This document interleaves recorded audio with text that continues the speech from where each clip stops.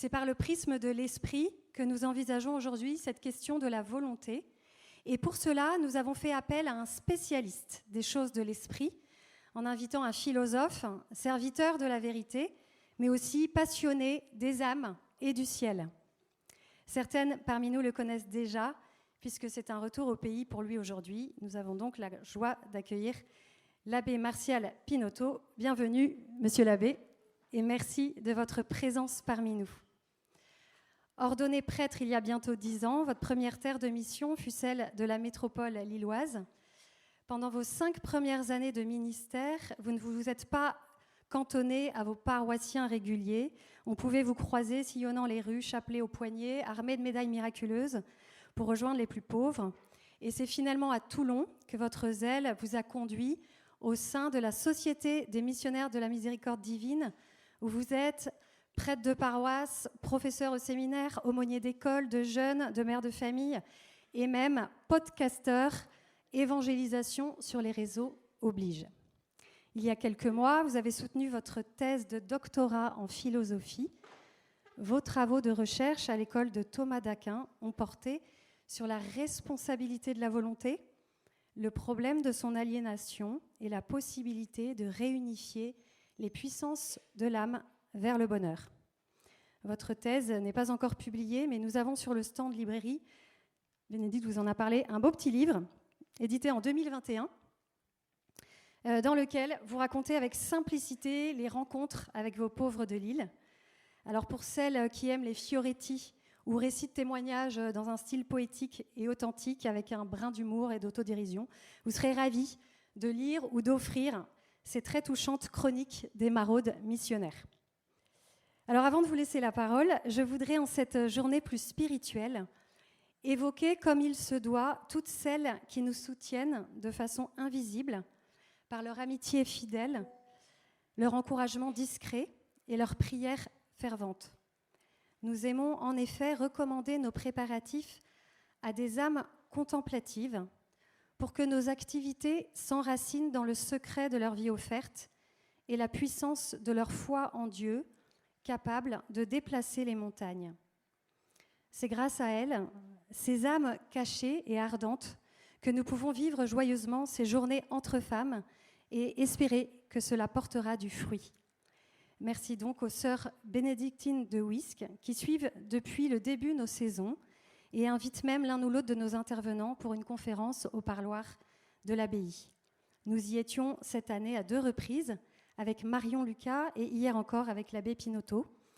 Ces rencontres avec les sœurs sont toujours l'occasion de savourer de beaux moments de communion entre femmes engagées dans le monde et moniales cachées au fin fond de leur monastère.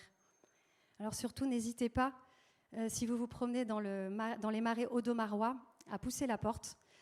Cela leur fera très plaisir et vous serez bien accueillis. Elles nous ont d'ailleurs donné quelques plaquettes pour se faire mieux connaître, parce qu'elles ont besoin du soutien de celles qui sont proches. Alors vous les trouverez dans le coin prière, hein, servez-vous abondamment et partagez. Et puis aussi un grand merci à vous, monsieur l'abbé, soutien invisible et précieux. Depuis le commencement, vous offrez votre messe pour nous toutes lors de chaque journée que nous organisons. Merci de jouer ce rôle de médiateur de la grâce et d'encouragement par la même occasion. Quelques minutes, s'il vous plaît, pour reprendre les 2 premières journées avant d'introduire la dernière. Avec Valérie de Mainvielle, nous avions d'abord évoqué l'importance de bien identifier nos désirs profonds qui fixent le cap de nos actions en vue de réaliser ce qui nous tient à cœur. Chacune est personnellement reine en son territoire. Cela signifie qu'il nous appartient de préserver notre équilibre en posant des choix qui soient compatibles avec nos priorités et satisfaisants pour nos besoins fondamentaux. Ensuite, Marion Lucas a considéré la volonté comme une capacité à aimer et donc à se donner dans le jeu d'une altérité authentique. C'est en faisant de son intériorité une priorité qu'on trouve la force de se décentrer de soi et de pratiquer les vertus en vue du bien commun.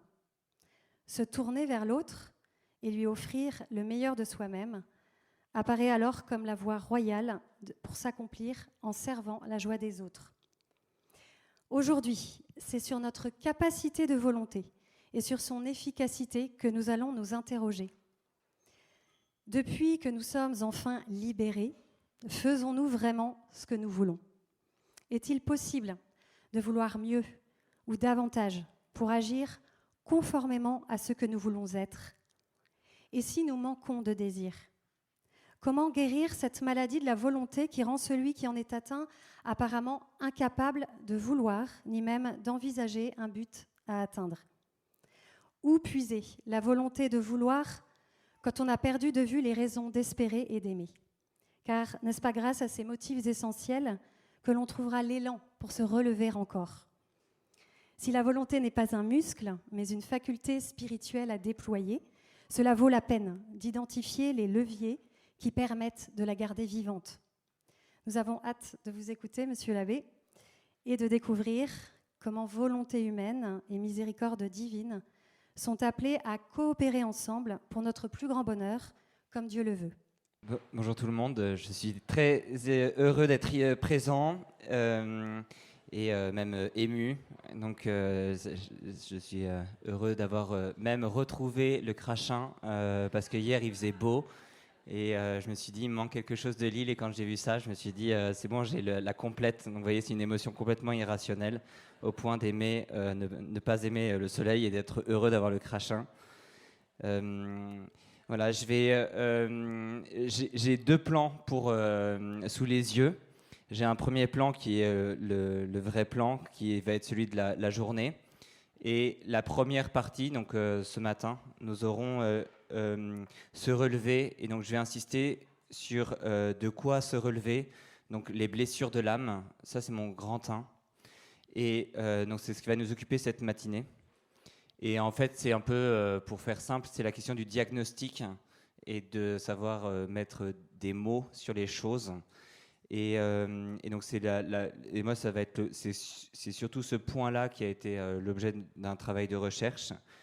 Et dans ce plan-là, il y a deux sous-parties. La première, c'est la question pour se relever. Moi, je parle plutôt de se libérer. Donc, je vais revenir peut-être sur la notion de péché originel, de péché individuel, du péché structurel aussi. Enfin, des points qui viennent esclavagiser un peu notre âme. Ensuite, il y a le péché, donc les conséquences. Ça, c'est ma première grande partie de se relever de nos blessures et donc du coup du diagnostic. Et le deuxième point, c'est la maladie de l'âme. Donc moi, je vais utiliser en grande partie les travaux de philosophie que j'ai eus sur saint Thomas d'Aquin. C'est une expression qui est augustinienne et puis qui a été reprise après par Thomas. Et la maladie de l'âme, donc du coup, normalement, ça vous dit rien du tout. Ça a l'air un peu mystérieux. Et en même temps, je trouve que cette expression, en fait, est très pertinente. Et ensuite, cet après-midi, on aura une deuxième partie sur comment se relever. Et donc, j'imagine bien qu'il y aura des questions. Je vais peut-être soulever des choses qui sont difficiles, mais voilà, il y a peut-être toute une partie de la question du remède. Comment se relever ? Et là, je prends 3 points, et je vous le dis maintenant, comme ça, par exemple, par rapport à vos questions, vous dites, ça, peut-être qu'il va en parler cet après-midi, donc c'est peut-être pas nécessaire de poser les questions. Et donc c'est sur la force de la volonté. Donc moi je vais beaucoup critiquer cette question de force et de faiblesse. Voilà, c'est un des points qui est pour moi est sensible. Enfin voilà, qu'est-ce que c'est la force de la volonté ? Qu'est-ce que c'est on n'a pas de volonté ? Est-ce que c'est tout est dans nos mains ? Est-ce que c'est qu'une question de volonté ? Ça, c'est souvent lié avec notamment pas mal de ces questions qui vous ont été distribuées avec des phrases un peu toutes faites qui semblent pour certaines malheureuses. Enfin, des phrases sont malheureuses et d'autres qui veulent dire quelque chose quand même de notre quotidien. Ensuite, il y a un deuxième point que je ferai sur l'action de la providence et la confiance. Et un troisième point cet après-midi que je terminerai sur la miséricorde. Et j'ai un deuxième plan qui est tout aussi important pour moi. C'est les consignes que j'ai sous les yeux. C'est lentement et rappeler le plan. Donc voilà, ça à prendre. Je l'ai plus sous les yeux que l'autre plan parce que c'est le plus important. Et j'ai tendance à parler vite, très vite. Et quand je parle vite, déjà dans ma tête, j'ai déjà un frein à main en disant parle lentement, mais en fait, voilà. J'ai essayé de faire très attention à ça. Et donc voilà, pour notre introduction, je voudrais. Moi, j'aime bien étudier, en fait. Pardon, je vais parler de beaucoup de choses qui sont parfois un peu pénibles ou qui vous rappellent des choses un peu tristes. Et en fait, on va attaquer sur la question de la volonté et donc aussi la question de l'amour pour lequel on est tous faits. Et donc, du coup, je vais aussi parler de beaucoup de choses qu'on a manquées ou qu'on a ratées. Et donc, il y a des choses qui sont difficiles à dire et qui vont peut-être être pour vous choquantes ou blessantes. On est tous des maladroits sur la question de l'amour. On est tous faits pour aimer et on est propulsés par un amour qui nous propulse trop vite, qui nous précipite un petit peu. Et donc on est tous maladroits. Et donc il faut partir d'abord de ce principe-là que dans la réalisation de cet amour-là dans notre vie, eh bien on fait tous avec un bon cœur, on essaye de bien faire les choses, mais on a tous des maladresses. Donc ces maladresses, elles existent dans notre entourage, elles existent avec des enfants, avec des maris ou peut-être sans, mais nos parents aussi, on est tous maladroits dans nos mots.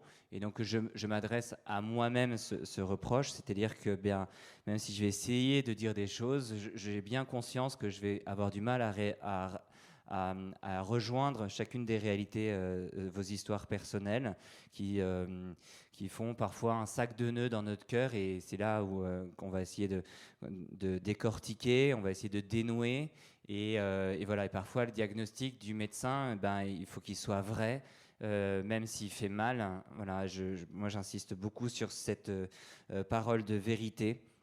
Parce que voilà, de dire pourquoi le mal est un mal, pourquoi le mal fait mal, voilà. Et je pense que d'abord de ne pas mettre la poussière sous le tapis, c'est d'être le premier rôle que nous devons avoir.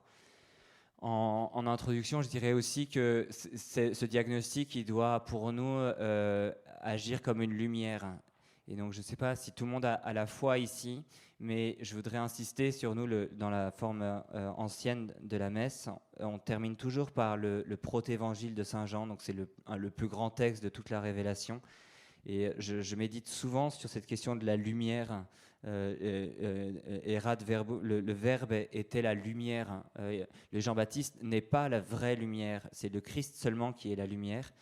Et je suis assez frappé dans ma vie d'homme comme de prêtre, moi je suis assez frappé par le fait que, il y a des lumières dans ma vie qui me sautent aux yeux, alors qu'il y a des moments où on me l'a déjà dit 25 fois, je l'ai entendu en cours, etc. Et puis de temps en temps, il y a vraiment une lumière forte en moi sur un point, parce que je suis disposé à la recevoir. Et donc, je trouve ça important, cette lumière-là, on essaye, nous, de la transmettre comme on peut autour de nous. Et en même temps, parfois, c'est que de manière mystérieuse qu'on peut la recevoir. Et il y a une luminosité, surtout dans ce sujet-là, dans notre âme, où on essaye de se regarder soi-même en vérité. Et ensuite, cette lumière-là, on essaye de la propager autour de nous. Donc moi, c'est ce que j'essaye de faire en transmettant cette lumière-là, en se rappelant bien que même Jean-Baptiste n'est pas à la lumière. J'ai essayé de réfléchir comme j'ai pu. Et puis voilà, après aussi, modestie, parce que le Christ seul est la vraie lumière. Il met le doigt sur des points qui sont sensibles et qui sont importants. Deuxième point de mon introduction, pour moi, qui est important, c'est de dire pourquoi moi je parle en tant que prêtre. Ma soutane prend beaucoup de place dans ma personne, c'est-à-dire ma personnalité de prêtre, d'homme, est très marquée par mon sacerdoce. Et je veux préciser que même s'il y a eu un travail de philosophie qui est fait, il y a toujours aussi un cœur de prêtre qui est présent.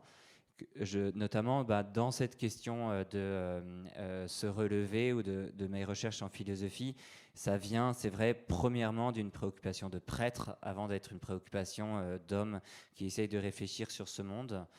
Je dois être précis, mais même si pour vous, il y a beaucoup de choses qui vont concerner l'ordre du psychologique, et il y a une partie de mes travaux qui sont liés, sont en lien avec des psychologues. Il y a quand même des frontières qui sont assez floues, malheureusement, mais moi je tends entre soit la philosophie ou la théologie, mais pas dans la psychologie. Comment on fait pour faire attention à ce point-là? C'est que dans le problème de notre affection, de faire le mal qu'on ne veut pas faire, c'est le sujet de ma thèse, eh bien, le psychologue, lui, il a des thérapies précises, il a des fonctionnements qui marchent bien, des méthodes, pardon, qui marchent bien. Elle marche bien parce que c'est cliniquement éprouvé. Ça veut dire qu'il a déjà fait ça, et donc du coup ça marche plus ou moins bien, etc. Et moi j'estime qu'il faut, par rapport à cette méthode qui a une réelle utilité et efficacité, on en reviendra dessus, eh bien, en même temps, il faut aussi parfois avoir du recul et de réfléchir sur bien qu'est-ce que c'est que cette volonté. Et le psychologue, lui, son rôle n'est pas de définir la liberté, n'est pas de définir la volonté, n'est pas de définir précisément le bonheur, mais d'établir des routes comme il peut qui y conduisent. Et souvent, moi, dans mes interactions, il y avait une grande modestie de l'un comme de l'autre. Moi, j'étais plutôt dans l'ordre de la réflexion, l'autre plutôt dans une réalité plutôt pratique. Donc voilà, moi, malheureusement, enfin, je ne sais pas ce que vous attendez, mais moi, je ne serai pas trop dans la question des petits tips, même si j'ai marqué 2-3 petites choses, mais plutôt dans l'ordre de la réflexion sur cette liberté. Et mon troisième point, qui est lié, c'est qui parle. Je disais que moi, là, il y a une grande recherche en philosophie, avec un cœur de prêtre, sur cette problématique de est-ce que l'homme est libre de faire le mal qu'il ne veut pas faire. Et vous allez être étonné normalement que je parle, surtout ce matin, si peu de la grâce. De manière assez rapide, je me justifie en 2 points. C'est que saint Thomas d'Aquin, sur qui j'ai travaillé, ne parle très peu de la grâce sur ce sujet-là. Et c'est assez étonnant. On pourrait se dire, en fait, où est la place de la prière, où est la place notamment de la providence dans ce rôle, dans ces blessures de l'âme. Et Thomas d'Aquin, lui, il a une anthropologie assez posée, assez équilibrée, et en fait, il n'en parle pas beaucoup. Tout simplement parce qu'il y a un rapport que vous avez travaillé depuis donc du coup des années avec Grâce et Défi, un rapport entre la nature et la grâce qui est ici assez précis, c'est-à-dire que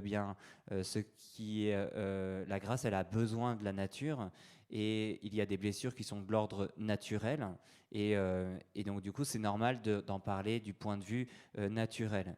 Et que parfois, et je vous inviterai à réfléchir là-dessus, parfois on a un peu trop tendance à insister sur le surnaturel, sur l'efficacité de la prière, alors qu'il y a toute une dimension qui est de l'ordre de notre nature, et donc on ne doit jamais, nous comme prêtres aussi, croire en fait qu'on est capable de s'occuper de tout grâce à une connexion particulière avec le ciel.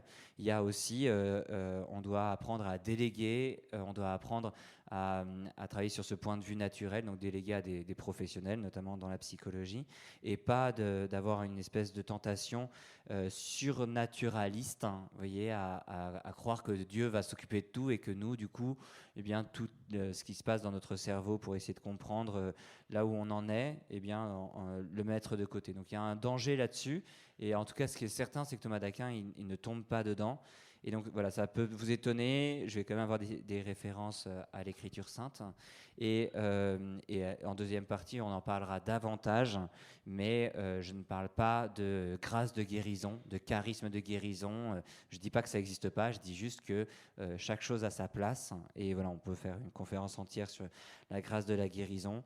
Mais ce n'est pas mon objet, même si je suis prêtre. Voilà, je ne suis ni psychologue, ni un théologien de la grâce de la guérison.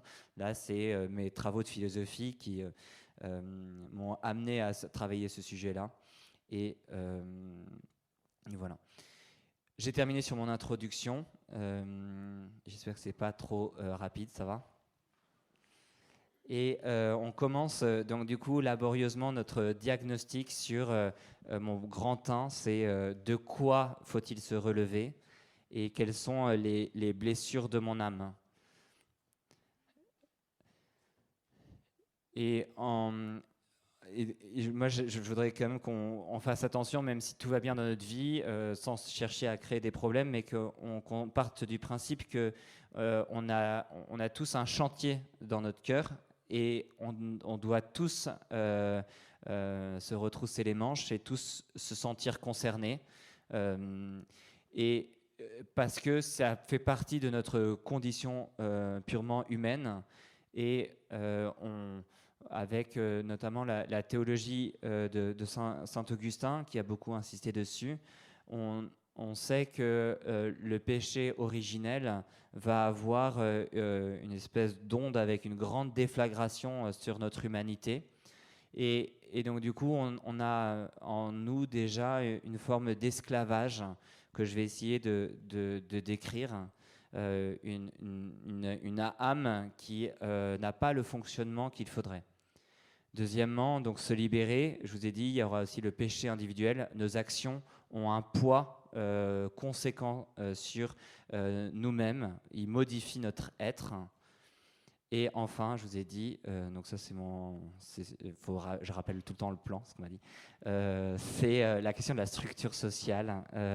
Est-ce qu'il y a une société de péché qui nous contraint à ça? Et ensuite, une réflexion sur les conséquences.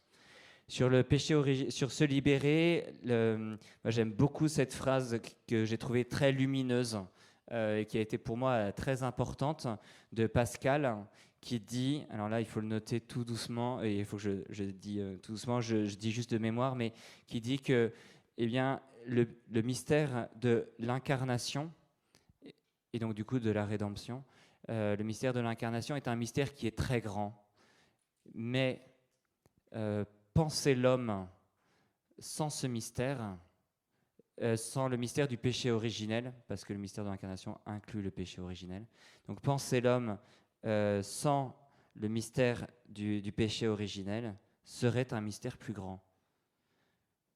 Donc le mystère de l'incarnation et de la rédemption est un mystère qui est très grand, mais penser l'homme, essayer de comprendre l'homme sans le péché originel, serait un mystère encore plus grand.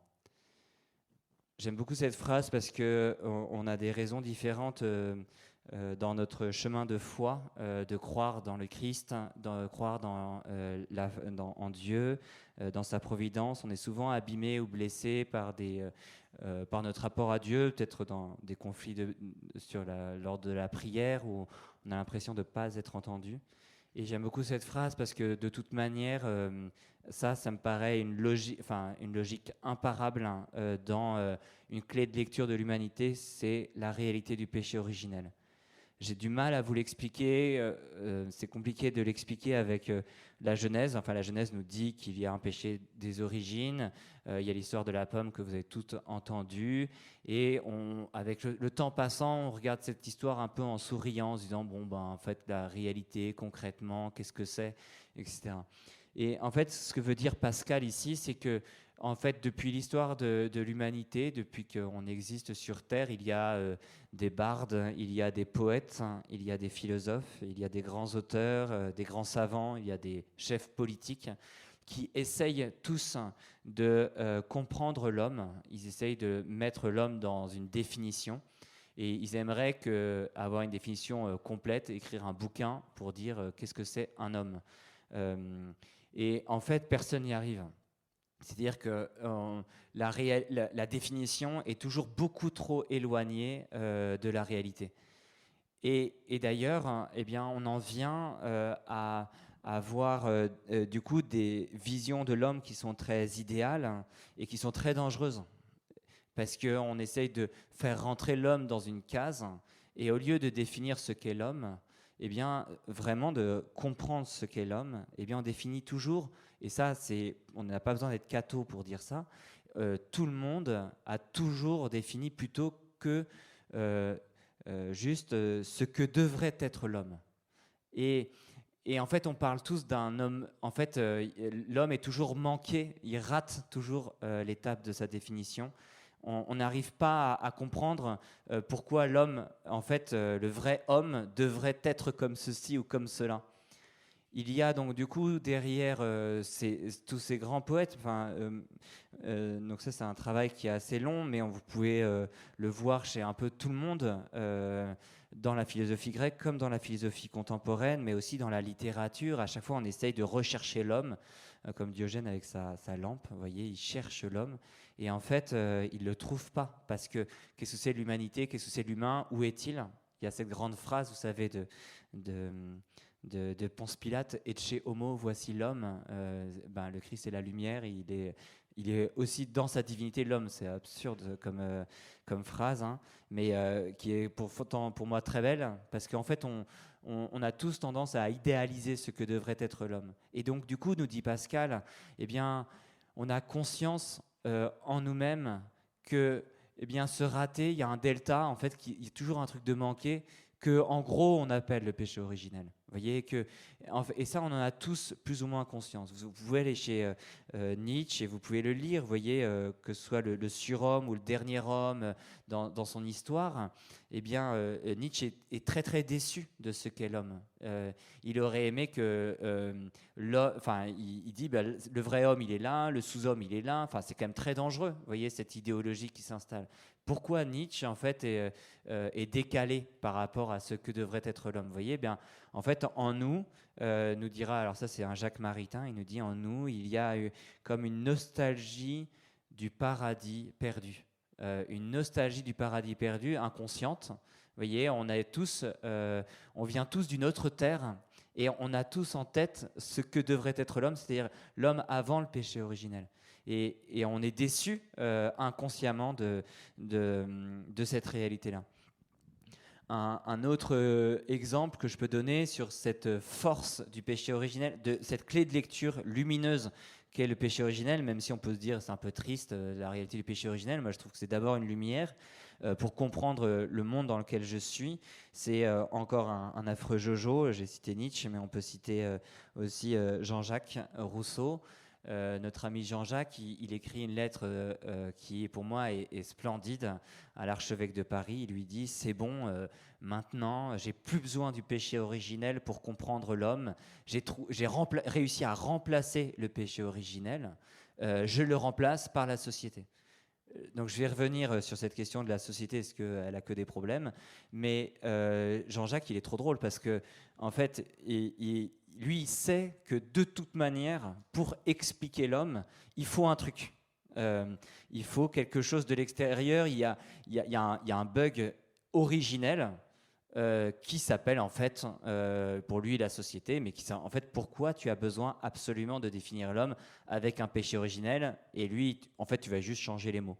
J'espère que vous avez compris cette idée-là. Et donc, du coup, vous pouvez être étonné de la façon du temps que je passe sur la question du péché originel, mais en fait, c'est quand même le cœur de toute la rédemption du Christ, mais c'est aussi le cœur de toutes nos difficultés. Et donc, vous pouvez vous dire, c'est un mythe qui a existé il y a très longtemps, etc. Pour moi, c'est le mythe, c'est le récit le plus précis qui réussit à nous expliquer pourquoi, en fait, je suis un homme manqué. Je rate si souvent facilement la marche. Voilà pourquoi je me prends si facilement les pieds dans le tapis. Pour comprendre cette transmission du péché originel, il faut que j'aille souvent, alors, soit dans la réflexion du péché de l'ange, mais comment je peux expliquer qu'une créature qui vient de Dieu a pu commettre un péché? Est-ce que c'est Dieu qui lui a mis la possibilité de pécher en lui? Est-ce que c'est Dieu qui s'est craqué au moment où il a construit l'homme et il a oublié de serrer une vis ou je ne sais pas quoi? Et c'est ça qui est difficile de le penser. Et la seule chose que j'ai le droit de dire pour le seul vice dans lequel qui demeure dans l'homme, c'est qu'il y a en fait une espèce de fascination, une admiration, et cette admiration, elle peut être dévoyée. Et en gros, ce que je veux dire, c'est que elle est dévoyée, donc du coup, on va tendre tout doucement vers une forme d'égoïsme. Donc on dit souvent le péché originel c'est l'orgueil, mais l'orgueil ça veut dire plein de choses. Donc je préfère utiliser le mot égoïsme, c'est-à-dire qu'on est fasciné par soi-même et on préfère en fait dans tout péché, dans toute forme, j'insiste sur le péché originel parce qu'on en reviendra ensuite sur le péché individuel, mais en fait il y a une forme d'égoïsme où en fait on va s'isoler de plus en plus de soi-même parce que la seule chose qui compte, c'est le moi, c'est pas moi M-O-I mais M-O-A, vous voyez, comme un enfant qui insiste sur le moi je, vous voyez. Et en fait le diable comme l'homme, bien dans son, il va y avoir un glissement naturel de son âme qui va tendre vers cela, de se regarder soi-même et de se dire je ne peux pas dépendre de Dieu, ma perfection elle dépend de moi, et ça c'est commun dans toute forme de péché. Ce que je veux dire, c'est que là où on est abîmé, c'est pas tant que ça dans notre corporéité, dans notre corps, c'est pas tant que ça dans la question des passions, mais c'est d'abord dans un égoïsme radical qui est présent, un amour de soi qui est désordonné, et qui fait que c'est difficile de faire le bien qu'on voudrait faire parce qu'il y a cet égoïsme qui est là. Vous voyez, dans un orgueil, c'est un nombrilisme. Vous voyez, on se regarde trop et on a du mal à vivre selon notre propre vocation, qui est l'altérité. Enfin, on est comblé parce qu'on se donne, et alors que en même temps, vous voyez bien que vous vous détachez, et parce qu'il y a un solipsisme, c'est-à-dire on se centre sur soi-même et on n'arrive plus du coup à se donner pour le bien pour lequel on est fait. Deuxième conséquence, objet d'aliénation. Donc le grand 1, c'est nos blessures. La première partie, c'est se libérer de quoi ? D'abord de notre péché. Dans le péché, il y a le péché originel. Et ensuite, le péché individuel. La pente glissante de ce péché... Pardon, il y a une question qui est importante, et parce que ceux qui se disent qu'elles ne croient pas forcément dans la question du péché, je dis juste que quand j'utilise le mot péché, en fait, je parle d'un mal, donc je parle du mal, mais saint Thomas il distingue bien, il dit le péché c'est un acte qui est contraire à Dieu au niveau de la théologie, et au niveau de la philosophie c'est un acte qui est contraire à la raison. Donc moi, ici, je pense plutôt à un acte contraire à la raison. Je suis désolé de faire cette petite précision technique, mais elle est importante. Parce que, en fait, je voudrais juste vous dire que ici, il y a peut-être une redéfinition nécessaire à faire, que nous, quand on est catho, peut-être qu'on a eu trop tendance à insister sur le fait que mon péché, c'est un acte qui est contraire à Dieu, à la volonté de Dieu.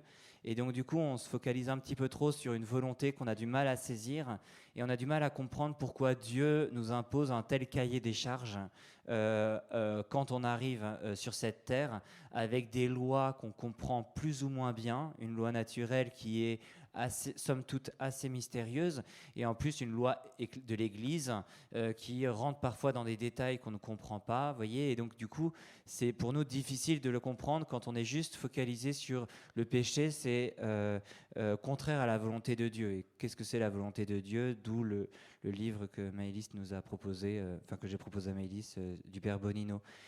Parfois c'est un peu difficile. Donc on va juste parler du mal en moi-même. Le cœur du péché, c'est en fait c'est ce qui nous rend malheureux. Notamment c'est cette dynamique du recroquevillement sur soi. Je ne suis pas capable d'épeler recroquevillement, je suis désolé.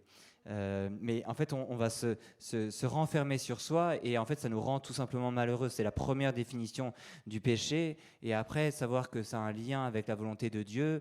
Dieu est surtout là pour nous envoyer une lumière plus précise avec les 10 commandements, en disant, en fait, si tu triches sur ça, ça et ça et ça, eh bien, en fait, ça s'appelle le mal, parce que en fait, ce sont que des phénomènes d'isolement de soi.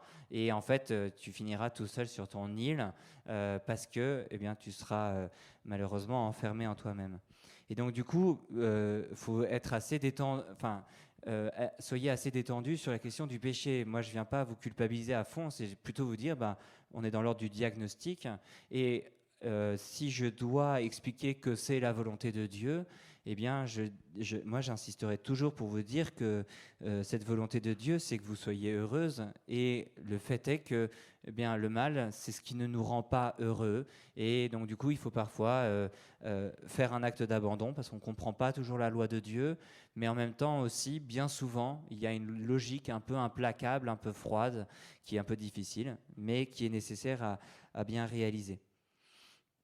Dans ce péché individuel et un deuxième, dans le péché originel, c'est une blessure qui est malgré nous. Le baptême viendra réconcilier, nous redonner l'amitié avec Dieu, mais il y aura encore les conséquences du péché originel dans notre cœur. Qu'est-ce que c'est ces conséquences? C'est un désordre qui existe en moi, sur lequel je reviendrai. Mais ce que je voudrais dire, c'est que s'il y a le péché originel, il est malgré moi, le péché individuel, c'est le mien, j'en suis le responsable, et les actions que je vais faire viennent m'abîmer tout doucement. Elles me grandissent aussi, mais dans le mal, il me rend profondément malheureux. J'aime beaucoup cette phrase de Paul Bourget qui le dit si on ne vit pas comme on pense, si on ne vit pas comme on pense, on finit par penser comme on vit. Vous voyez, quand vous dites à un enfant assez simplement, quand tu dis un mot qui est vulgaire, ensuite cette vulgarité, elle va toucher ta pensée et tu vas avoir des pensées vulgaires. Le mot va répercuter sur la pensée. Et puis en plus, après, c'est ton âme qui sera vulgaire, ton être lui-même. Vous voyez, il y a nos actions nous abîment quoi qu'il arrive. Et malheureusement aussi, on peut dire quelle que soit notre responsabilité, ça fait mal. Et c'est surtout ce dont je parle quand je parle du péché, c'est ce qui nous-mêmes nous isole et nous abîme. Et donc ça vient installer dans mon cœur, au bout d'un moment, un cercle vicieux qui fait que le péché ou le mal devient de plus en plus habituel. On est dedans comme dans un poisson dans l'eau. Et en fait, on est désinhibé. C'est de plus en plus facile et c'est de plus en plus facile de tomber. On a du mal à se relever parce qu'il y a une espèce de logique implacable. Il s'installe aussi, et pour moi c'est seulement à cet endroit-là que commence une action peut-être du diable, c'est dans le désespoir, là où il n'y a pas de lumière, référence à mon introduction. Et là, il y a une vraie lumière qui vient, justement, il éteint les lumières, le diable, en disant, en fait, il n'y a plus de solution, il y a une espèce de marasme, un fatalisme. On essaye de vous faire croire qu'en fait, vous avez perdu toute liberté. Et c'est là où il y a ce cercle vicieux qui s'installe, dans lequel on est souvent responsable. Donc, du coup, on en arrive à ce qu'on peut appeler des nœuds de l'âme. Et dans ces nœuds de l'âme, c'est donc le recroquevillement sur soi dont j'ai parlé. Au fur et à mesure, plus on est blessé, vous voyez, comme un animal qui a été violenté, vous voyez, eh bien, il va être agressif tout de suite. On est comme un animal qui est battu. J'ai souvent eu cette image-là en parlant en mission de certaines personnes. On sentait que le moindre mot, tout ce qu'on pouvait dire au fur et à mesure, à chaque fois, c'était des réactions extrêmement violentes. Donc on imagine la violence dans laquelle la personne a dû s'enfermer. Et dans cet enfermement de l'âme, eh bien, il y a, on peut le voir avec la question de ce que j'aime bien appeler la myopie. Vous voyez, c'est-à-dire qu'on voit de moins en moins loin, on voit de plus en plus à court terme, et en fait, c'est la perspective qui est mauvaise. Vous savez, on le dit quand vous avez appris à conduire la route, le moniteur, normalement, il vous dit tout le temps de regarder au loin. Moi, je me souviens de ça. On avait tendance à regarder devant le capot. Et en fait, il faut regarder loin pour bien conduire. Et en fait, de plus en plus, par le mal qu'on fait soi-même, eh bien, on a de plus en plus de difficultés à voir la lumière qui est autour de nous, et on ferme, il y a des œillères qu'on se met, ou alors c'est la vue qui baisse de plus en plus, et on a de plus en plus de mal à lever les yeux. Qu'est-ce que c'est lever les yeux? C'est de prendre du recul. Ça, tous les coachs diraient ça. Prendre du recul, on dit que c'est avoir un regard surnaturel, c'est de se replacer dans notre vocation, dans ce pourquoi on est fait sur cette terre, etc.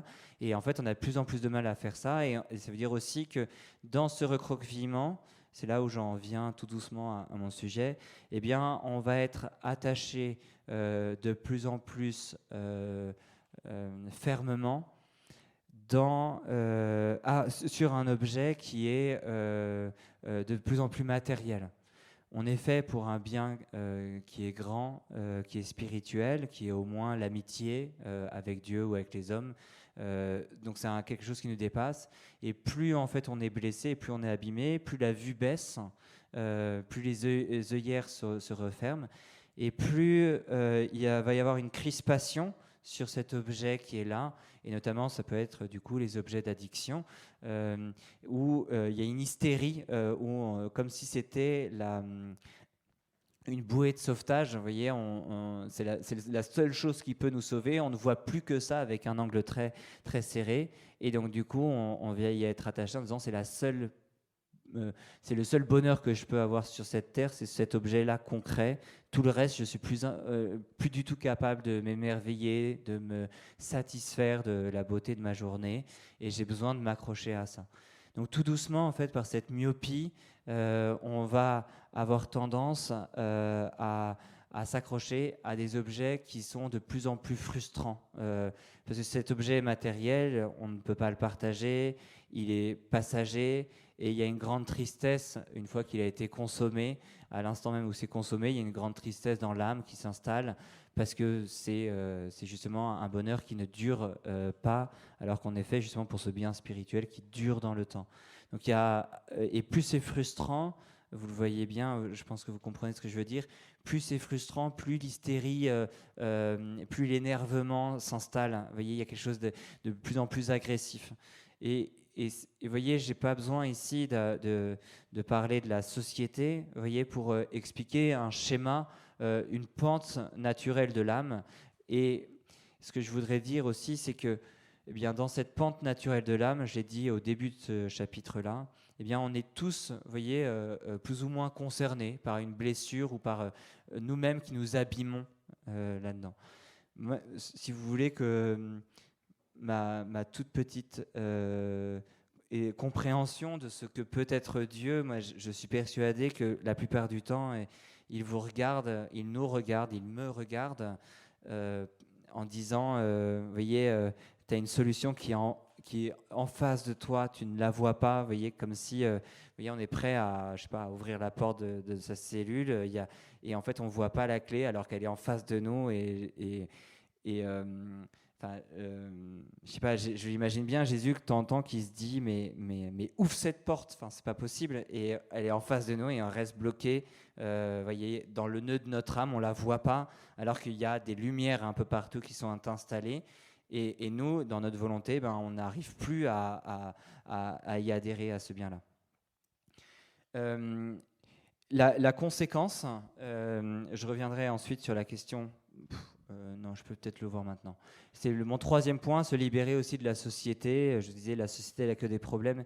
Cette réflexion, elle vient c'est la réflexion initiale que j'avais eue là-dessus. Est-ce qu'on doit se libérer de la société ?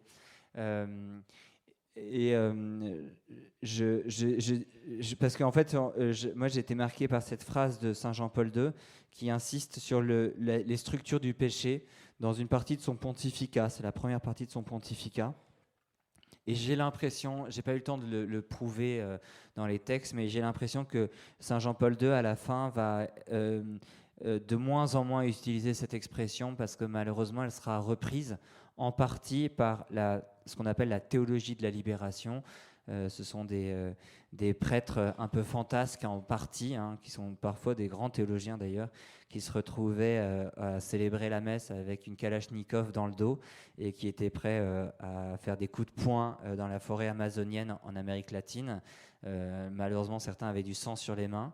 Et en fait, il disait, en fait, le Christ est là pour nous libérer de toutes les structures étatiques. Donc, c'était un anarchisme profond et qu'ils avaient en eux. Et le Christ, lui, il est là pour nous libérer de ces structures-là. C'est-à-dire que l'État et forcément le capitalisme est forcément un péché en lui-même, et il faut le détruire quel qu'en soit le prix. Et en fait, la structure de péché, elle va être récupérée par certains de ces théologiens en disant, voyez, le Saint-Père est d'accord avec la théologie de la libération. Et là, il y a Saint Jean-Paul II, il va arrêter d'utiliser, il va devoir redéfinir ce que c'est la structure de péché. Et notamment, il va insister pour dire qu'il n'y a de structure de péché que dans la somme des péchés individuels. Et il n'y a pas une structure en soi malicieuse. Il y a le monde, tel qu'il est décrit par Saint Jean, qui a une malice, qui ne va pas dans l'ordre du royaume de Dieu, mais il n'y a pas un déterminisme, un espèce de grand nuage noir au-dessus de nos épaules qui fait qu'on est dans une situation où on est contraint de pécher. La société de consommation aujourd'hui qui manipule nos consciences, et c'est ce que dira Saint Jean-Paul II notamment dans la structure du péché, c'est une manipulation des consciences aujourd'hui, ce qu'il dit. Eh bien, cette société de consommation, on a tendance à en faire un peu trop en disant elle nous force à être dans le mal. On ne peut pas vivre dans ce monde sans être abîmé par cette structure-là du péché et sans être dans la fatalité à commettre le mal. Et cette question est très importante parce que de toute manière, si le péché, je ne suis pas libre de le faire, c'est plus un péché, parce que ce qui fait que c'est un mal, c'est que c'est moi qui suis volontaire. Si c'est plus moi qui suis volontaire, ça s'appelle, chez nous on appelle ça le coquin de sort, mais ça s'appelle pas le péché. Et donc du coup, il faut vous rappeler, moi j'espère que vous aurez peut-être retenu cette seule lumière, mais de ce que je veux dire, c'est que à chaque fois que vous entendez le mot déterminisme, ou à quelque chose qui ressemble à de la fatalité, moi je pense vraiment que c'est un piège qui existe par le diable, en tout cas pour essayer de nous faire désespérer. Et on a naturellement tendance un petit peu à se complaire dedans, à essayer de rejeter notre responsabilité sur autre chose, à essayer de croire qu'en fait on est plus libre, que le diable en fait a gagné, c'est-à-dire qu'en fait il a réussi à supplanter toute forme de liberté individuelle. Et ça, c'est l'espèce de grand piège où en fait on n'arrive plus à voir cette luminosité du Christ qui nous rend libres. Dans cette voilà. Donc pas de déterminisme, l'homme en fait est profondément libre, il y a toujours une lumière au bout du tunnel, et quelle que soit la perversité de cette société, avec la grâce certainement, mais en tout cas même l'homme lui-même, il peut toujours quand même réussir il est toujours responsable de son action. Et naturellement, on va avoir besoin, pour se justifier, on va avoir tendance, tous, moi en grande partie, mais un peu de s'enfermer dans un cercle d'auto-justification. Je dis se libérer, j'ai dit de nos péchés, c'est-à-dire des nœuds dans l'âme que je fais, et en fait, étant déçu de moi-même par le mal, je vais me reconstruire une espèce de fausse personnalité avec un espèce de complexe d'auto-justification qui fait que à la fin, parfois, ce complexe d'auto-justification fait que nous, on a l'impression que vraiment, là, il y a vraiment tous les volets de la maison qui sont fermés et il n'y a plus aucune possibilité il y a plus aucune possibilité de rentrer. Moi, c'est vraiment une image qui, pour moi, est très parlante dans les missions qu'on fait dans la rue, enfin les missions directes qu'on a. C'est que parfois, il y a des gens, on ne peut... alors, il y a des gens qui n'ont pas le temps de nous recevoir, de parler, c'est une chose, mais il y en a qui prennent de temps avec nous. Et moi, j'attaque dans tous les côtés. Je suis assez tenace dedans. Et je vois pour certaines personnes que vraiment tous les volets sont fermés. C'est-à-dire qu'on ne peut même pas discuter, on ne peut même pas dire qu'on n'est pas d'accord. Et tellement, en fait, ce complexe d'auto-justification a pris en fait toute la place. Et ils ont réussi à se construire. Il y a tellement de nœuds, eh bien qu'ils ils sont dans une. Enfin là, il y a vraiment les ténèbres. C'est-à-dire que je dis pas que je suis la lumière, mais je dis qu'ils sont incapables d'avoir une discussion sur des choses qui sont pour le coup assez simples. Voilà, et ils disent bah, c'est comme ça et puis on est très heureux comme ça. Non, sinon tu t'énerverais pas en disant je suis très heureux comme ça. Voilà, moi quand je suis heureux, voilà, je suis content, mais je suis pas tendu et je dis pas de manière hystérique en disant que ça nous rend vraiment très très très très très heureux. Oui, peut-être certainement, j'y crois pas beaucoup. Vous voyez, donc il y a aussi ça et j'en arrive à ma dernière partie dans ce petit chapitre. Peut-être un peu long pour vous, c'est que ça c'est Saint Jean encore, moi j'aime beaucoup beaucoup Saint Jean, c'est le chapitre 8, à la fin du chapitre 8, eh bien il y a les pharisiens, vous savez, qui disent au Christ, mais pourquoi tu vas nous libérer, c'est le moment où le Christ dit la vérité vous rend libre. Il dit pourquoi tu vas nous libérer alors que nous sommes le peuple libre. Nous sommes le peuple, en fait, au fond, libéré. C'est ce qu'on médite pendant le carême. On est le peuple libéré d'Égypte, notamment. On est passé par la mer Rouge. Et donc, du coup, on sera toujours le peuple libre et personne ne peut nous réduire en esclavage. Et le Christ, j'aime beaucoup cette question-là parce que, moi, le premier, j'aurais tendance à dire que je suis vraiment très libre. Et le Christ essaye de leur faire comprendre que, en fait, il y a un emprisonnement qui s'est installé dans leur cœur sans qu'ils s'en rendent compte. Il y a des nœuds où, en fait, ils ont été malheureusement aveuglés. Père, pardonne-leur, ils ne savent pas ce qu'ils font. Et donc, du coup, il y a eu un aveuglement, un enfermement, des nœuds, voilà, dans lesquels ils se sont progressivement enlisés.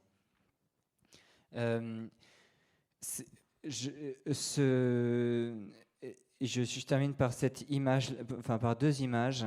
Non, en fait, il y a encore plein de choses à dire, mais... Bon, voilà. Cette auto-aliénation, j'aime bien dire aussi qu'elle se fait tout doucement. Les nœuds, ils viennent s'installer progressivement. J'ai un exemple que je donne assez souvent. Je dis le mythe de la sorcière, hein, voyez, qui a une langue de vipère qui serait horrible dans les Walt Disney, etc. Ben, on a l'impression quand dans le Walt Disney on dit, pour moi c'est vraiment vieux, mais on dit qu'elle a pris la foudre à un moment donné, et tout d'un coup elle est devenue une sorcière horrible, etc. Moi ce que j'aime bien dire, c'est que dans la vie, en fait, la personne, elle prend... elle renonce tout doucement, elle s'installe dans des nœuds et on ne devient pas juste sorcière comme ça tout d'un coup en étant un monstre de maléfice, mais c'est tout doucement qu'on ferme un à un les volets de notre âme et par les blessures de notre âme, et ça c'est ma deuxième partie, la maladie de l'âme, eh bien on va avoir tendance à les fermer et les uns après les autres, mais on ne s'en rend pas compte au départ. La luminosité de la pièce semble toujours la même, plus ou moins, ça ne se voit pas trop, et c'est justement dans ce glissement qui est imperceptible qu'il y a un danger et que les pharisiens ne sont pas capables d'entendre, que nous-mêmes, on peut le comprendre pour les autres, mais pour soi, de savoir qu'il y a des nœuds en nous, on a tendance à passer au-dessus, c'est à cause des autres, mais en moi, voilà, il y a un problème avec mon frère ou ma sœur, et on va essayer de régler le problème du frère, mais on ne voit pas que en fait, c'est un problème relationnel. on voit pas qu'il y a une grande partie quand même qui vient de moi et qui fait que bien j'ai des crispations, j'ai des angoisses à chaque fois que je lui parle. Et voilà, on a un enfermement, un auto-aveuglement. Et la deuxième chose que je voulais dire, c'est deuxième chose, ça veut rien dire, hein. C'est peut-être la millième chose que je vais dire, mais c'est que du coup, ça va installer dans ma vie un désordre. Je suis fait pour un bien qui est grand, et en fait, je vais désunifier les puissances de mon âme. Et ça, j'en parlerai cet après-midi. Donc le désordre de soi-même, il y a un désordre, et donc du coup cet après-midi, c'est la réunification des puissances de notre âme. Je vous donne maintenant que des images. Pour la question de la liberté, vous pouvez juste le noter comme ça pour vous aider. Pour la question de la libération de mon âme, j'aime bien dire que l'enfant, c'est un péché originel sur pattes. Alors vous trouvez ça horrible comme image certainement, mais quand je parle de l'enfant qui est face à son paquet de chips pendant l'apéritif, et là tout d'un coup, je pense que vous voyez de quoi je veux parler. C'est-à-dire qu'il doit apprendre à se libérer des chips. En fait, naturellement, on est tous esclaves. On est dans cet état de naissance, et tout l'effort de mon âme et de ma vie sera de réussir à me libérer. Deuxième, donc ça, vous pouvez garder ça comme image.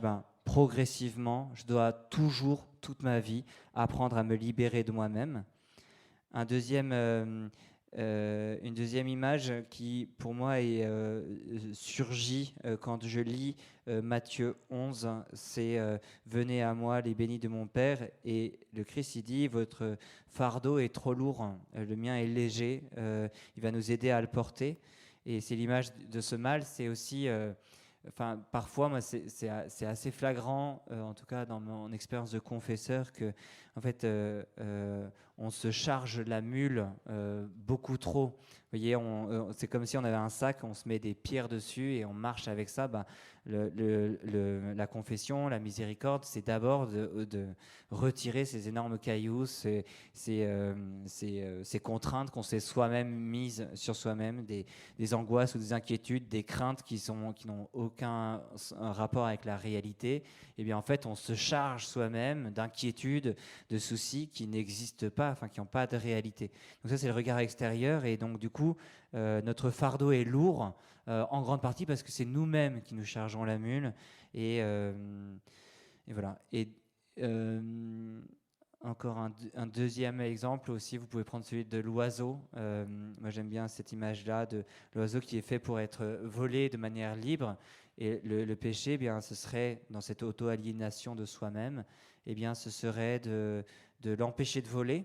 Et en fait, il a le droit de rester à bouder dans son nid, mais en fait, il est quand même fait, il est fait, c'est-à-dire il est épanoui, c'est-à-dire il sera heureux, surtout quand il pourra s'envoler et sortir de son nid. Donc voilà, trois petites images comme ça que je mets là. Sur ce sac trop lourd, il y a les pierres qui... on se charge parfois trop de ces pierres. Je passe sur ma deuxième partie, donc du coup, la maladie de l'âme. Et deuxième partie de ma première partie, mon grand B, je sais pas. Je vais pas si vite que ça. Sur la maladie de l'âme, et j'ai mis 2 points. C'est ainsi que je le comprends. C'est la tristesse de la vie.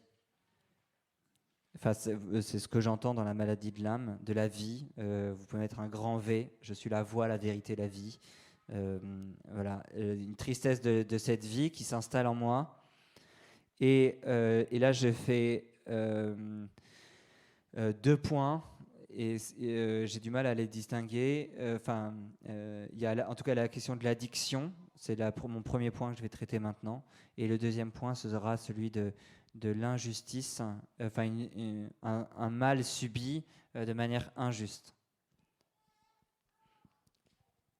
Donc notamment, je pense à toute forme de violence morale et physique que vous avez peut-être subi entièrement, qui vous a peut-être détruite, qui vous a peut-être blessé profondément. Vous en avez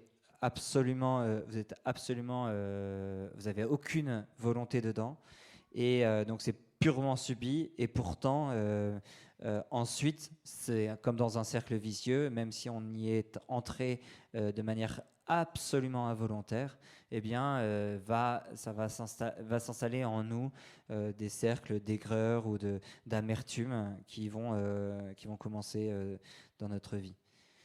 Et le premier point, donc du coup, j'ai du mal à l'opposer à ce deuxième point, parce que vous pourrez me dire, dans l'addiction, il y a aussi toute une partie de l'involontaire, un cercle vicieux précis qui serait complètement involontaire, parce qu'en fait, on y tombe, c'est pas de notre faute. Vous voyez notamment dans une structure de péché pour la question de la pornographie, en grande partie, au départ, un enfant, quand il est jeune et qui tombe pour la première fois dessus, à cause de la curiosité des amis, voilà, il serait purement involontaire. Donc je veux bien entendre, on pourrait presque mettre cette première partie dans la deuxième, c'est-à-dire avec le mal subi, parce que c'est aussi beaucoup un mal subi, mais je vais expliquer pourquoi je parle de la volonté. Donc ça, c'est mon plan de mon grand B. Pourquoi Thomas d'Aquin il parle de la maladie de l'âme et pas de la maladie de la volonté ou la maladie d'une passion de mon estomac qui me tirerait dans un sens? On pourrait dire c'est la maladie de l'addiction, de l'alimentation, de la gourmandise ou de cela. Et saint Thomas, il utilise beaucoup maladie. Alors il utilise le mot, pour être précis, infirmitas, donc infirmité, il faudrait dire précisément. Et lui, il veut dire que toute l'âme est malade. Et j'ai mis tristesse de la vie, parce que toute l'âme est malade. Elle est malade dans le fait que, en fait, elle va de plus en plus s'éloigner de sa propre finalité, qui est une admiration et un émerveillement profond de la vie. Ça, j'en parlerai cet après-midi. Et en fait, il y a une tristesse où on est de plus en plus déçu dans ma spirale que j'ai cherché à décrire de manière un peu froide. Dans cette spirale, bien, j'ai de plus en plus de mal à m'en émerveiller, à m'en satisfaire, à y être comblé. Et donc, tristesse de la vie, Thomas d'Aquin, il dit la tristesse. J'ai relu ça d'ailleurs à la fin de ma thèse. J'ai été assez étonné parce qu'il parlait des différentes passions qui pouvaient aliéner mon esprit, qui pouvaient empêcher mon cerveau de fonctionner. Et il dit la passion et en fait c'est très c'est très cohérent avec tout le reste, mais il dit la passion qui a le plus de puissance pour débrancher le cerveau. Débrancher le cerveau en latin, je ne sais pas ce que ça donne, mais bon, je vous le traduis, pour ôter la raison, c'est la tristesse. Et la tristesse de la vie, parce qu'elle vient atrophier, elle vient engourdir la force de mon âme, la puissance de mon âme, de plus en plus. Il est de plus en plus difficile de rebondir. Et donc, cette question de la tristesse, en plus, elle me semble pertinente, parce que dans les sujets qui existent sur les addictions, aujourd'hui, je ne sais pas si vous êtes au courant, mais il y a une dispersion de ces objets. C'est-à-dire qu'il y a de plus en plus de phénomènes addictifs qui sont décrits, non pas parce qu'il y a des cliniciens qui se mettent à travailler sur la question de l'addiction, mais aussi parce qu'on est dans un monde un peu artificiel, où on a du mal à vivre, à toucher du bois, à toucher terre. Et donc, du coup, ça va engendrer de plus en plus de phénomènes addictifs. Je ne sais pas si je suis clair. C'est pas que parce qu'il y a des cliniciens qui ont découvert ce que c'est l'addiction, mais c'est aussi qu'on voit une prolifération. Les cliniciens disent bien que il y a une augmentation aujourd'hui considérable de ce phénomène-là. Donc voilà, s'il y en a qui se cherchent encore, n'hésitez pas à entrer dans cette profession-là. Vous êtes sûr d'avoir toujours du travail. Et dans cette dispersion, donc il y a de plus en plus de phénomènes, il y a les écrans, il y a le truc. Nous, en fait, on est aussi, on va toujours avoir cette tentation de l'un ou de l'autre. dans cette dispersion, il y a quand même des caractéristiques qui sont communes, qu'il faut rappeler. Et alors, il y a le trouble obsessionnel du comportement, il y a eu des travaux qui ont été faits qui sont extrêmement intéressants. Mais moi, ce que j'observais, c'est que j'avais l'impression à chaque fois que l'addictologue était un spécialiste de l'alcool, un spécialiste des jeux. Et en fait, en se spécialisant dans les domaines, c'est aussi une dérive de la médecine, il me semble, eh bien, on finit par oublier les choses de base qui est la personne, pourquoi cette personne, eh bien, on est tombé là. L'addiction qui est en fait plutôt un effet que l'effet qu'une cause. Ça veut dire que c'est surtout un voyant rouge de choses en amont qui l'ont provoqué que la cause d'un drame. Et dans cette addiction, il y a des points communs. Dans le trouble obsessionnel du comportement, on y voit aussi toujours une forme, donc c'est une forme, c'est pas la dépression, mais une forme de tristesse, d'une langueur de l'âme qui fait qu'il est difficile de rebondir et difficile de faire confiance. C'est pour ça que je vais parler de ça cet après-midi sur la confiance et la providence, mais difficile de faire confiance dans les choses qu'on vous dit de l'extérieur, difficile de faire confiance dans la lumière qu'on nous donne, qui sont vraiment présentes. On n'ose plus les voir parce que bien il y a cette tristesse, on n'y croit plus. Il y a le désespoir de croire que c'est une fatalité qui nous tombe dessus, qu'on n'a pas de volonté pour réagir par rapport à ça. Dans cette addiction qui peut exister, donc du coup, j'y vois, moi, je travaille d'abord sur la question de la tristesse de la vie, parce que je ne suis pas, je crois, naïf sur la réalité. Je crois de cette maladie qui doit être traitée de manière parfois clinique, pas toujours, mais parfois clinique. C'est-à-dire qu'il y a une nécessité de passer par un addictologue ou de passer par il y a notamment sur l'action de l'alcool. Moi, on ne peut pas s'en sortir sans des cures qui sont nécessaires. Mais je distingue dans l'ordre du nécessaire. Il y a l'ordre du nécessaire. Et je dis aussi que le nécessaire n'est pas suffisant. Il y a des choses qui sont indispensables, mais il en faut d'autres aussi pour qu'il y ait une réelle thérapie qui puisse avoir lieu.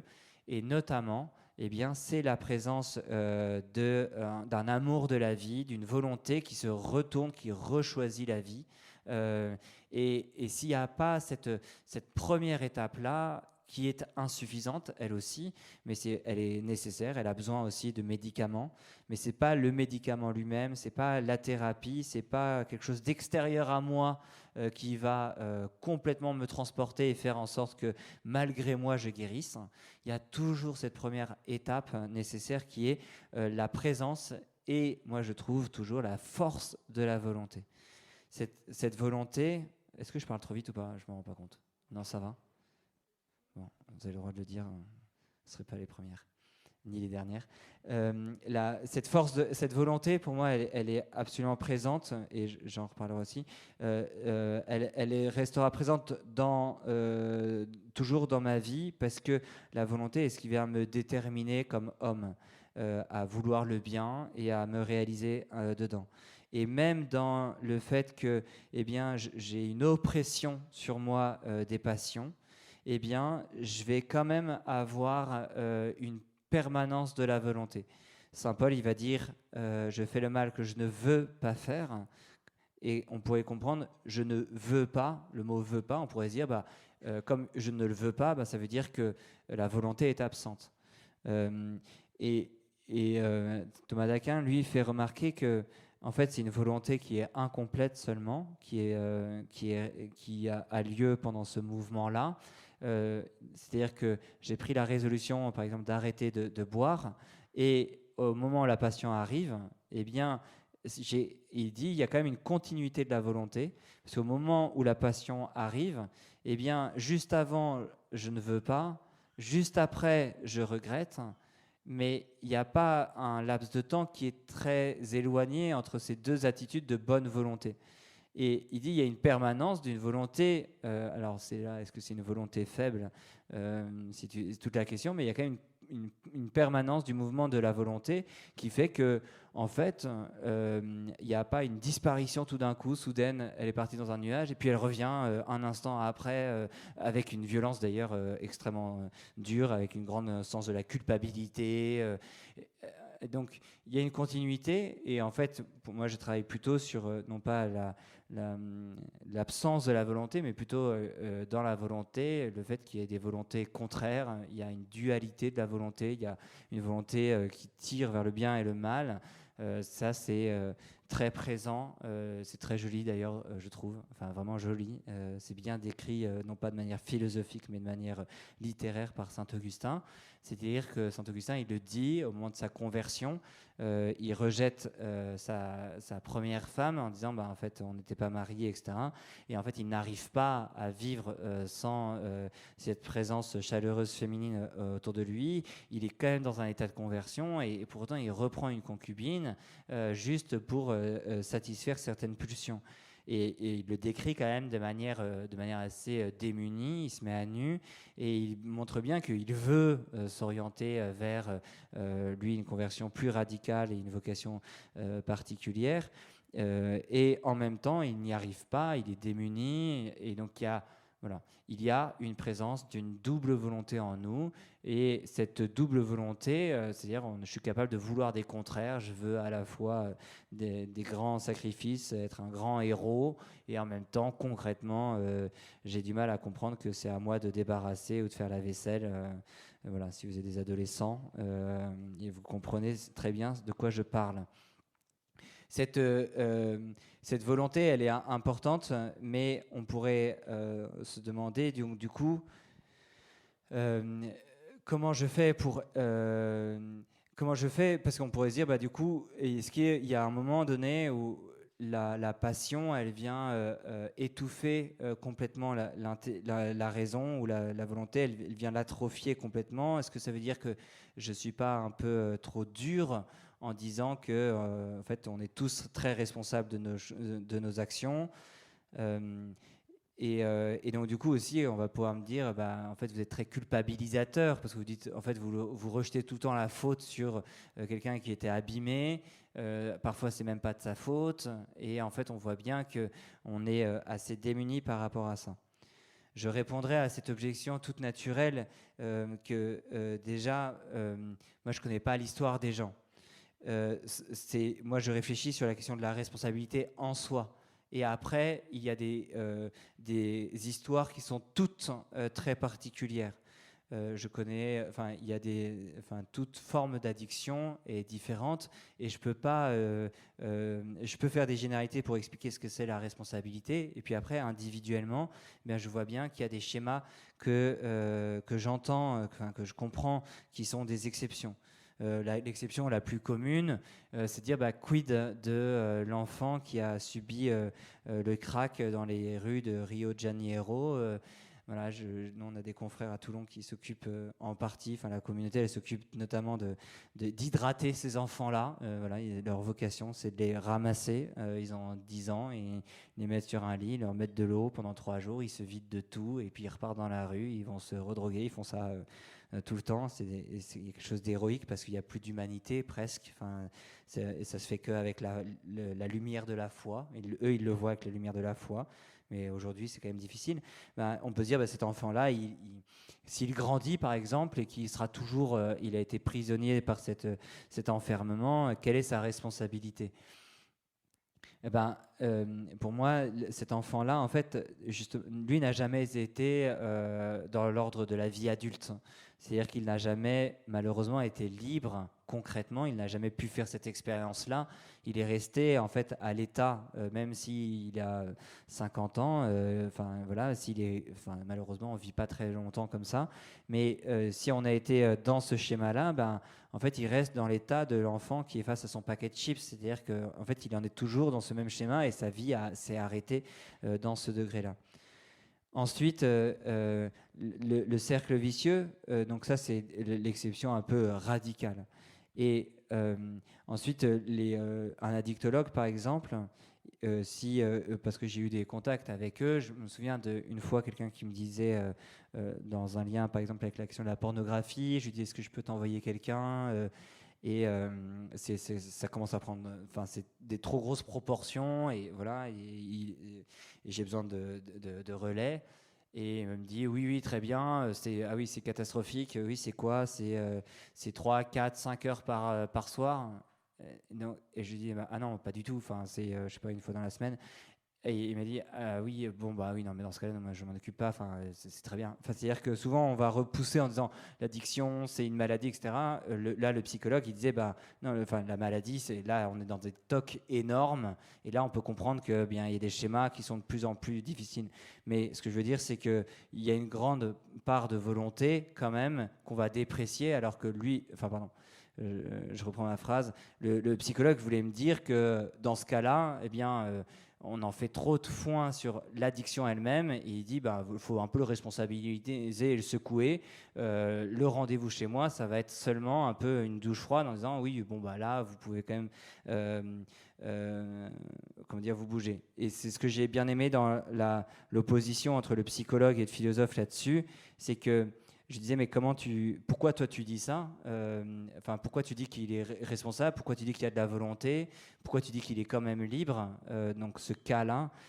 Et il me dit bah ça je sais pas, mais c'est que concrètement pour pour que ça avance, pour que ça marche, eh bien j'ai besoin de le secouer et d'utiliser sa volonté. Ça marche très bien, d'avoir une thérapie qui aussi le secoue, et ce sera la première étape. Après peut-être qu'on verra d'autres choses, mais d'abord il faut qu'il prenne conscience qu'il peut se libérer, ce que femme veut, Dieu le veut. Hein, je veux me libérer, c'est déjà la première étape indispensable, et je ne peux pas faire sans. Donc ça, c'était le constat clinique, alors que moi, avec saint Thomas d'Aquin, je réfléchissais avec des concepts en disant comment on va faire pour réfléchir sur cette liberté d'une âme qui est aussi blessée.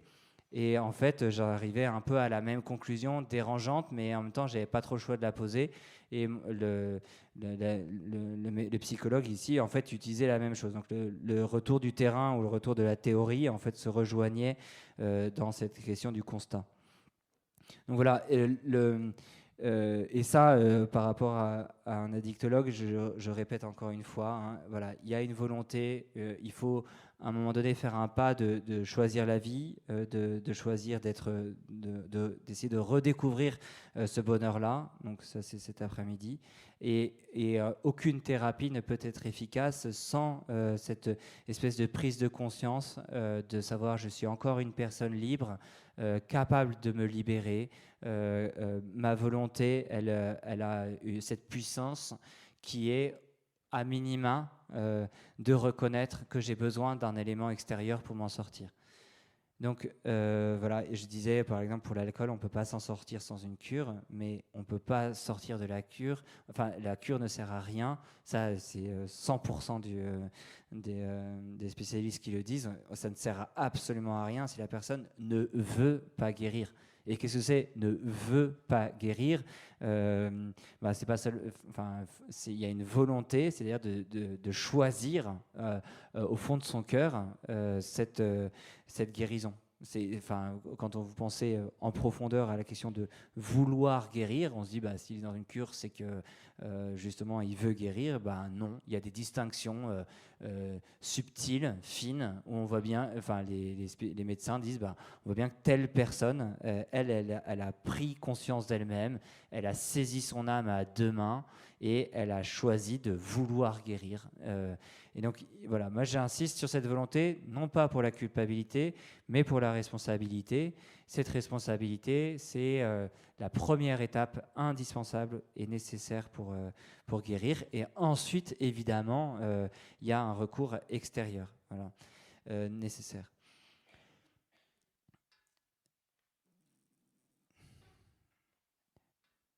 Je donne je regarde ça, je me confonds, je ne mélange pas les pinceaux avec cet après-midi.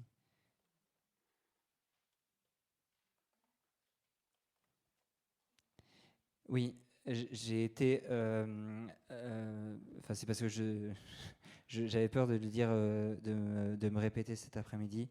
Et c'est pour ça que je suis passé rapidement sur la question de l'effet et de la cause. Je ne sais pas si vous avez noté ce passage-là sur la question de l'addiction. Et souvent, nous, là, c'est aussi un contact de prêtre, mais souvent, par exemple, comme c'est un objet qui est parfois honteux dans l'addiction, eh bien, on sent que la façon dont c'est traité, à cause de cette honte, eh bien, il y a aussi l'objet de l'addiction va prendre une place trop importante dans la vie de la personne. Et quand c'est honteux, par exemple, c'est normal, voilà, ou alors quand c'est dans l'ordre de la drogue, c'est normal que ça prenne autant de place. Mais moi, j'aime bien distinguer l'effet et la cause. Et c'est une discussion que j'ai eue 25 000 fois dans les maraudes. Je me souviens à Lille de faire la blague parce que tout le monde, beaucoup de pauvres me disaient qu'ils se sont fait plaquer par leurs femmes et donc du coup ils se sont mis à boire et après ils ont perdu leur boulot et ils sont finis sur le trottoir. Et moi, je leur disais souvent, c'est sûr que l'ordre chronologique est le bon et que c'est pas parce que tu picolais que du coup, elle t'a largué. Je pense que tu étais sûr du tout. Bon, voilà. Souvent, ils disent oui, j'avais commencé un petit peu, mais bon, d'accord. Et après, vous voyez, c'est important de distinguer l'effet et la cause. Et ce qui est sûr, c'est qu'une fois qu'on est dans un cercle vicieux, ça devient insaisissable. L'ordre de l'effet et de la cause, c'est comme la question de la poule et de l'œuf. On ne sait plus qui est cause de quoi, parce qu'on se dit c'est à cause de son addiction qu'il s'est coupé des autres. Alors que est-ce qu'il s'est coupé des autres et donc du coup il s'est sevré dans l'addiction? Vous voyez, à la fin, on ne sait plus très bien.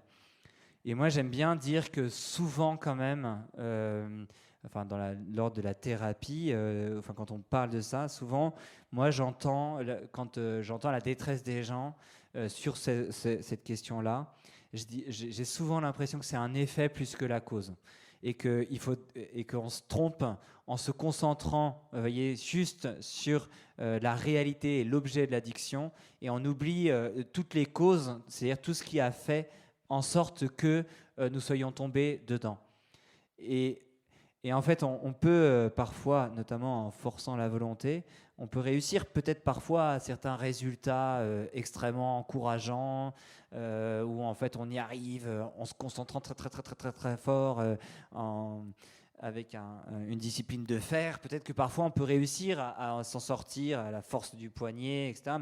Mais en fait, si vous n'avez pas guéri la cause en amont, vous voyez, si on n'a pas attaqué le cœur du problème qui s'appelle la maladie de l'âme, c'est-à-dire une tristesse de la vie, un désordre permanent dans notre rapport à nos parents, à nos amis, à notre travail, à toutes ces choses-là, vous voyez bien que l'addiction, c'est le bout de la chaîne. Et que, en fait, vous allez perdre un temps de dingue à vous concentrer sur le dernier maillon, alors que derrière, en fait, il y en a plein d'autres quand même qui sont importants. Donc moi, j'aime bien dire cette image, c'est changer son fusil d'épaule. Pas toujours, mais voilà, faut pas se tromper d'ennemi. Et l'ennemi n'est pas toujours celui auquel on pense. Donc, par exemple, dans l'addiction, eh bien, il y en a qui vont être très concentrés sur certaines choses qui sont honteuses. Et c'est juste parce que en fait, ils sont concentrés surtout parce que c'est honteux. Mais on pourrait se dire que parfois, il y a une perception du bonheur qui est en fait même faussée. Parce que la même réalité ne serait pas honteuse, ce serait quelque chose d'assez commun et on pourrait en parler de manière assez simple, tout d'un coup, ça poserait plus de problème. Et il y a peut-être une perception de la vie, il y a une compréhension de ce qu'est le don de Dieu dans notre existence, dans notre histoire, qui est mis de côté et qui fait aussi que... eh bien, on en arrive à ça. Les addictologues, ils me disent aussi, le gros problème, c'est qu'ils en voient qui réussissent à se sevrer dans l'un, et puis en fait, qui comblent dans un autre une fois qu'ils ont ce schéma-là. Donc, ils disent ça, c'est extrêmement compliqué parce qu'il y a la maladie de l'âme, en fait, qui est en amont de ça. Et si on ne le traite pas, vous aurez beau réparer, bricoler, vous avez mis un pansement sur le cancer, en fait, oui, peut-être que ça va réagir peut-être ailleurs. Donc c'est là où il y a quelque chose souvent qui est mal compris. Et c'est pour ça que la maladie de l'âme, de dire en fait au fond du fond du fond, c'est pour ça que j'ai parlé par exemple du péché originel. Je crois qu'il faut que je parle lentement là. C'est que mon âme, eh bien, elle n'a plus ce goût à la vie que je dois lui redonner. Et ça, c'est pour moi la priorité. Et je dois réordonner mes choses, les choses de mon existence. Et ensuite seulement, peut-être que vous verrez qu'il y a une grande force de la volonté en nous. Bon, ça, j'en reparle cet après-midi. Je termine sur mon dernier point, de mon deuxième point, etc. Je ne sais pas où j'en suis dans mon plan. Non, mais grand 1, il y a grand A, se libérer. Grand 2, la maladie de l'âme. Enfin, le grand B, pardon, la maladie de l'âme. Parce que moi, j'ai que des flèches. Hein. J'ai pas des... Donc, c'est moi qui vous donne des chiffres. Le A, c'est l'addiction, donc, où il y a une part volontaire en moi que je trouve important de souligner. Et ce n'est pas que à cause des autres. Et ensuite, la part involontaire, et ça, c'est ma dernière partie, sur l'injustice, la violence morale ou physique. Donc ça, c'est la blessure de l'âme, mais que je n'ai mis aucune... il n'y a aucune volonté dedans, et pourtant, c'est peut-être souvent celle qui fait le plus mal. C'est peut-être celle dans laquelle vous êtes le plus facilement victime, même si on ne peut pas trop faire de généralité. Surtout aujourd'hui, je constate que la question de l'addiction vraiment touche vraiment tout le monde. Enfin, d'ailleurs, la question de la dépression aussi, parce que pour moi, les deux sont liés. Mais sur la question de l'injustice et de la violence, on sent que, moi je vois des blessures de l'âme, vraiment souvent, rares sont ceux qui n'en ont pas eu ces blessures, donc de cette deuxième catégorie, qui sont des pures injustices qui sont violentes, à la fois dans l'ordre moral et physique. Je ne parle pas que de certaines choses comme la question du viol ou la question du harcèlement, la question de l'oppression, de manipulation, etc. Vous voyez bien, moi, je veux prendre du recul et je parle de tout ça en général. Et comme pour la question de l'addiction, j'évite de m'enfermer dans la concentration d'un seul objet et j'essaie de prendre du recul par rapport à tout ça. Et de dire que de toute manière, dans la vie, dans un monde, dans le monde dans lequel on est, il y a des injustices, il y a des inégalités qui ne sont pas des injustices, et puis après, il y a aussi des injustices qu'on subit. Cet après-midi, je reparlerai sur la question de la providence, mais ce que je trouve terrible dans cette histoire-là, souvent, c'est pas de l'extérieur, hein. C'est pas l'action elle-même de l'injustice, qui est une grande injustice contre laquelle il faut se battre, il faut la justice, hein. Donc j'ai quand même, j'en vois régulièrement des gens, c'est souvent des filles, leur dire, il y a d'autres filles qui le font, hein. Moi je ne fais pas ça, mais je leur donne un numéro de téléphone et ils vont déposer plainte, etc., déposer une main courante. Mais moi, ce qui me révolte, ce que je trouve le plus dur, c'est pas tant que ça, ça c'est horrible, et donc je vous le dis bien, en disant ça, je veux que justice soit faite, c'est nécessaire, mais ce que je dis, c'est pas tant que ça l'action elle-même que les conséquences de cette action. Ce que je veux dire, c'est que l'acte lui-même, il peut plus ou moins être réparé dans l'ordre de la justice. Imaginons qu'il y a tant de peines qui soient données par rapport à cette injustice. Ce que je trouve vraiment très long et difficile, c'est que derrière, eh bien, il va y avoir un peu une automutilation. D'ailleurs, on le voit avec la scarification qui nous dépasse complètement, où en fait la personne va se faire à elle-même cette violence répétée, et là-dessus, on est quand même extrêmement démunis. Donc c'est les conséquences là-dedans, c'est que même si c'est de manière complètement involontaire qu'on a été plongé dans cette blessure, on a une âme blessée de manière complètement involontaire, eh bien, on a beaucoup de mal à enfin, comme si c'est un grand toboggan, vous voyez, vous êtes emporté par ça et beaucoup de mal à ne pas tomber dans un cercle vicieux. Là, c'est plus l'auto-justification, c'est une espèce d'aigreur qui commence à ronger l'âme à cause de cette violence initiale et ensuite qui va agir, j'aime bien dire ça, comme un missile à tête chercheuse. On va d'abord s'attaquer à l'action du bourreau, puis à l'action de la structure du bourreau, sa famille ou son entourage, puis la société. Et puis, enfin, on a l'impression qu'une fois que ça s'est réglé, le missile il va continuer à tourner. Et on a beaucoup de mal, nous, quand on voit ça. Alors, il y a souvent, là, c'est souvent en appui d'un psychologue, enfin pas que, parce que parfois, en fait, nous, on est la première, on est le premier relais. Ensuite, on envoie ailleurs, et souvent, on voit que en fait, la personne dans ce cercle-là, elle va s'enfermer de plus en plus, et il y a une amertume au fond qui va s'installer, dans lequel, j'insiste encore sur la volonté. Elle a prise. C'est-à-dire qu'elle accepte quand même. Il y a vraiment quelque chose. Moi, je le dis, il y a quand même quelque chose de malicieux. C'est-à-dire que parfois, elle entretient elle-même cette spirale. Et c'est faux de dire qu'elle est absolument déterminée à toujours être dans cette immense tristesse de la vie. Parce qu'il y a un moment donné où, il y a notamment c'est lié avec mon premier point, hein, il y a un moment donné où il y a des thérapies qui sont efficaces, qui marchent, où on veut vraiment guérir. Et parfois, et on le voit de manière sinistre aujourd'hui, avec cette espèce de complaisance de la victime qui insulte toutes les vraies victimes, où en fait, on fait une espèce de complaisance victimaire, et c'est très insultant pour ceux qui ont vraiment été des victimes. Mais c'est vrai que la victime, elle se dit, c'est ce qui me permet d'exister.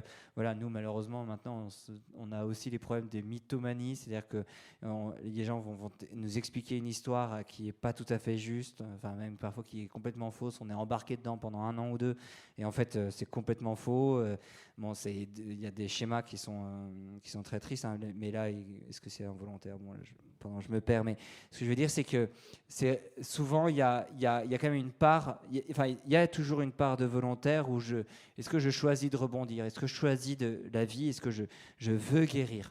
Et même s'il y a toute une part d'amertume qui s'installe dans le cœur, eh bien, il y a de la volonté qui est présente. Il y a toujours une lumière au bout de ce tunnel, et des rebondissements incroyables. Moi, j'en ai vu plein. Voilà, je suis témoin de cette lumière à l'extérieur, hein, chez les autres. J'ai vu des gens vraiment rebondir avec des situations atroces, et puis d'autres, malheureusement, qui vont s'enliser dans cette spirale de l'amertume qui va de plus en plus vite, et comme dans le toboggan, et à la fin, comme je vous le disais, c'est par rapport à l'action de la sorcière, là, vraiment, tous les volets se sont fermés les uns les autres, et c'est bien serré, et nous, on peut vraiment plus du tout rentrer. Et c'est ça qui me rend le plus triste dans cette histoire, c'est qu'il y a une injustice purement involontaire, et derrière, c'est là où je pense qu'il y a quelque chose parfois de diabolique, mais dans ce cercle-là, ce qui n'est pas toujours le cas dans l'auto-justification des autres, mais dans celui de l'amertume, il attaque tout de suite le point le plus sensible, qui est pour moi du coup la tristesse de la vie, donc à cause de la maladie de l'âme pour Thomas d'Aquin, mais le plus sensible, c'est-à-dire que c'est ma vocation d'homme ou de femme sur cette terre qui est tout de suite le plus abîmée, et qui va mettre en panne la personne, c'est-à-dire où plus aucune réaction possible. On a une angoisse terrible à l'idée d'espérer que ça puisse avoir d'autres joies et y croire, parce qu'en fait on a peur d'être encore déçu, voilà. Et donc ça attaque, quand Thomas d'Aquin dit c'est le lieu où ça étouffe le plus la raison, la tristesse, eh bien ça attaque tout de suite ce point le plus violent. Et donc voilà, il y a une voilà, moi je dirais juste sur ce point-là, parce que nous on nous pose souvent cette question, notamment pour la miséricorde, est-ce qu'on peut oublier, est-ce qu'on peut pardonner, c'est une question sans fin. On a des réponses qui sont intéressantes. Moi je dis de toute manière on n'a pas le choix, c'est-à-dire que on est obligé, si on veut continuer à avancer, Ça ne veut pas dire que justice ne doit pas être faite, mais moi ce que je dis souvent dans ce cas-là, c'est dire vous allez voir le psy, si vous ne pouvez pas parler à vos parents parce que c'est des histoires familiales, voilà, je donne tout de suite un contact si c'est quelqu'un d'autre qui s'en occupe, hein, mais dans la vie que je donne aussi, c'est la réalité de la justice humaine ne sera pas quelque chose qui pourra vous combler de joie, vous dire voilà, il y a eu 10 ans de prison ferme, donc du coup, je suis complètement comblé dans mon cœur et tout va bien. Bah non, la réalité d'une peine, eh bien, ne sera jamais suffisante pour nous combler.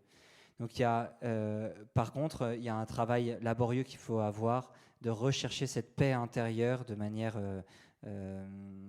acharnée, laborieuse. La paix intérieure, elle est toujours possible. Et je vous demande du coup si vous comprenez ce que j'essaye de vous dire, d'être ces lumières et d'être témoins de cette lumière, comme dans l'évangile de Saint Jean, et de le rappeler autour de vous. Voilà, il y a une lumière au bout du tunnel, il y a une part de ta volonté. C'est pas pour te culpabiliser, c'est pour te montrer qu'il y a une solution à cette difficulté, de vouloir guérir, de vouloir rechoisir la vie. Voilà, si vous avez besoin de m'appeler, s'il y a un cas qui est difficile, moi j'ai vraiment des exemples très beaux, qui sont très simples, de grandes guérisons dans des situations qui ont été vraiment dramatiques. Est-ce qu'on peut pardonner? On ne peut pas complètement pardonner. Hein. Est-ce qu'on peut oublier? On ne peut pas complètement oublier. Hein. À chaque fois, il y en a qui vous disent oui, évidemment. Enfin, non, moi je pense que... Par contre, on peut avoir une paix intérieure. Voilà, c'est là où je veux aller. C'est de dire, dans la question du pardon, c'est toujours compliqué. La question de la paix intérieure, elle est toujours possible. Et concentre-toi d'abord sur ça. Et après, tu verras qu'il y a des choses qui se pardonneront peut-être plus facilement. Voilà, je m'arrête là.